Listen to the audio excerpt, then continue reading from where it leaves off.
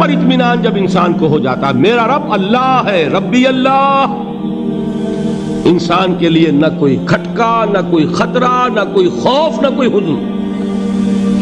جو کچھ ہو رہا ہے کس کے اذن سے ہو رہا ہے؟ اللہ کے اذن سے۔ اللہ کے اذن کے بغیر پتہ تک نہیں ہلتا۔ یہ کوئی اندھا بہرا مادہ نہیں ہے جس سے مجھے کوئی خوف ہو۔ اندھا بھینسا چلا آ رہا ہو اس سے تو ڈرنے کا ہر انسان کو ڈرنا چاہیے، نہ معلوم کس کو ٹکر مار دے۔ لیکن نہیں، اس کائنات کو چلانے والا ایک سمیع و بصیر خدا ہے، وہ جو میرا دوست ہے، میرا ولی ہے۔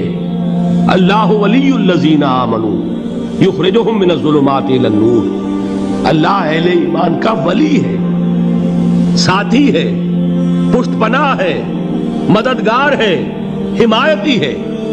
بتائیے جسے یقین ہو جائے کہ اللہ میرا مددگار، اللہ میرا محافظ، اللہ میرا پشت پناہ، اللہ میرا حمایتی، اس کے لیے کوئی خوف ہوگا؟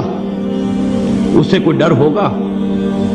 میں مثال دیا کرتا ہوں ایک بہت سادہ پنجاب کے دیہات کی۔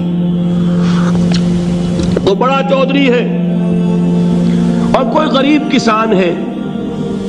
اس غریب کسان کے جانوروں کو ہر وقت اندیشہ ہوگا چوری کا، کوئی میری بھینس کھول کر نہ لے جائے، کوئی میرا بیل کھول کر نہ لے جائے۔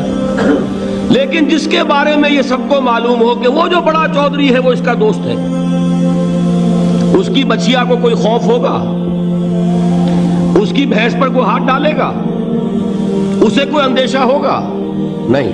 کیوں؟ کہ وہ بڑا چودھری، بڑا اس کا یہاں کا سردار، جاگیردار، سب کو معلوم ہے وہ میرا دوست ہے، کوئی میرے خلاف اقدام نہیں کر سکتا۔ اس دنیا میں یہ چھوٹی سی بات اگر آپ کے دلی اطمینان اور سکون کا باعث بن سکتی ہے تو ذرا تصور کیجئے۔ میں لفظ تصور استعمال کروں گا صرف اس لیے کہ اس کا ہم جس کو کہتے ہیں ادراک اور شعور کر نہیں سکتے، اگر کے ساتھ کر سکتے۔ اگر یقین ہو کہ اللہ میرا مددگار اور یقین ہو کہ اللہ ہر آن میرے ساتھ ہے، پھر کوئی خوف؟ کس کا خوف؟ کوئی شے اللہ سے بالا تر ہے؟ کوئی قوت اس سے زیادہ طاقتور ہے؟ کوئی اس کے ارادے کو بدلنے والا ہے؟ کوئی اس کی مشیت کے آڑے آنے والا ہے؟ یہی بات ہے جو حضور نے فرمائی۔ یہ ایمان کا حاصل ہے لب لباب، کہ دیکھو اچھی طرح اس بات کو ذہن نشین کر لو، اگر تمام انسان مل کر تمہیں کوئی نقصان پہنچانا چاہے نہیں پہنچا سکتے، مگر جو کچھ اللہ نے لکھ دیا ہو، اور تمام انسان مل کر تمہیں کوئی نفع پہنچانا چاہے نہیں پہنچا سکتے، مگر وہ شے جو اللہ نے طے کر دی۔ آپ پھر میں کہوں گا ذرا طاری کیجئے، اسے فرض کیجئے، اسے سوچئے۔ اگر اس حدیث پر ہمارا دل ٹھکا ہوا ہو تو کسی سے ڈر ہوگا؟ یہ مجھے نقصان نہ پہنچا دے، یہ میری رپورٹ خراب نہ کر دے، یہ میری انکریمنٹ نہ رکوا دے، یہ میرا یہ نہ بگاڑ دے، یہ میرے یہ نقصان نہ پہنچا دے۔ اس کا ڈر، اس کا ڈر، اس کا خوف، اس کی خوشامد، اس کے لیے جا کر طرح طرح سے اپنی عزت نفس کو ذلیل کروانا اس کے سامنے، یہ سب کچھ کیوں کرتا ہے انسان؟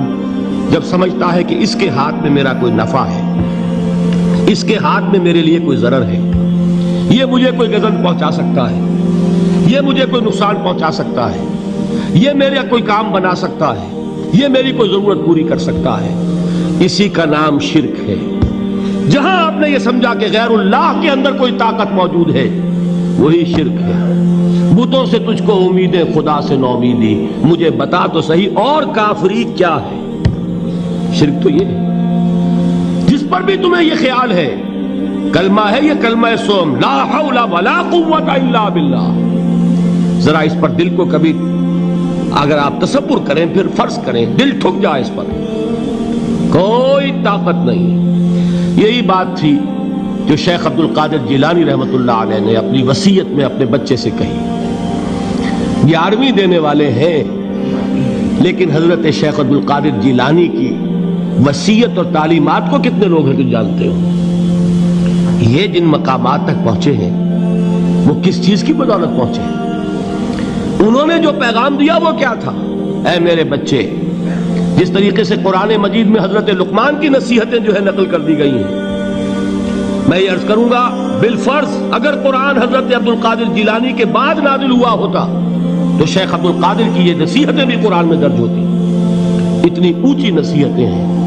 اے میرے بچے، اس حقیقت کو ذہن نشین کر لے، لا فاعل فی الحقیقت ولا مؤثر الا اللہ۔ اس کائنات میں نہ کوئی فاعل حقیقی ہے نہ مؤثر حقیقی ہے سوائے اللہ کے۔ کسی شے میں کوئی تاثیر نہیں اگر اللہ نہ چاہے۔ آگ جلا نہیں سکتی اگر اللہ نہ چاہے، پانی ڈبو نہیں سکتا اگر اللہ نہ چاہے، زہر ہلاک نہیں کر سکتا اگر اللہ نہ چاہے، کوئی چیز فائدہ نہیں پہنچا سکتی اگر اللہ نہ چاہے۔ تو در در پہ کیوں سر جھکاتے ہو؟ در در پر کیوں جبیں سائی کرتے ہو؟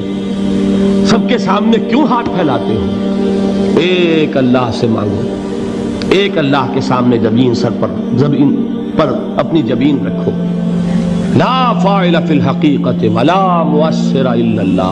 نظر آتا ہے ہمیں کہ پانی پیاس بجھا دیتا ہے، پیاس بجھانے کی صلاحیت پانی میں نہیں ہے، اللہ کے اذن سے۔ کھانا بھوک مٹا دیتا ہے، بھوک مٹانے کی صلاحیت کھانے میں نہیں ہے، اذن رب میں۔ دیکھیے یہی یقین تھا حضرت موسیٰ علیہ السلام کا واقعہ یاد کیجئے۔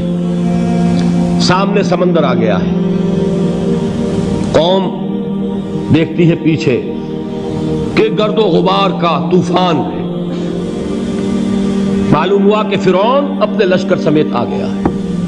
لشکر جب چلتا تھا تیز رفتاری کے ساتھ تو گرد و غبار کا جو طوفان اٹھتا تھا اس کا تصور کیجئے، اور لمحہ بلمحہ وہ قریب آ رہا ہے۔ پوری قوم نے کیا کہا ہے؟ اے موسیٰ انا لمدرکون، اے موسیٰ ہم کو پکڑے گئے۔ قرآن مجید نے تو یہاں وہ باتیں نہیں لکھی ہے، لیکن تورات میں یہ درج ہے کہ بنی اسرائیل جھگڑنے لگے، دست و گریبان ہو گئے موسیٰ کے ساتھ۔ موسیٰ ہمیں یہاں مروایا لا کر، اس سے تو ہم ہی بہتر تھے، وہاں کھانے کو ملتا تھا، زندگی تو تھی، بیگار ہم کر رہے تھے، موت تو نہیں تھی۔ اب جو کچھ ہوگا اس کا تصور کرو، جس طریقے سے ہمارے ٹکڑے اڑائے جائیں گے۔ تو لڑ رہے ہیں حضرت موسیٰ علیہ السلام سے، یہ تورات کی تفصیل ہے۔ قرآن میں صرف اتنا آیا ہے، پریشان ہو کر انہوں نے کہا انا لمدرکون، موسیٰ ہم تو پکڑے گئے۔ اس وقت موسیٰ کا جواب کیا ہے؟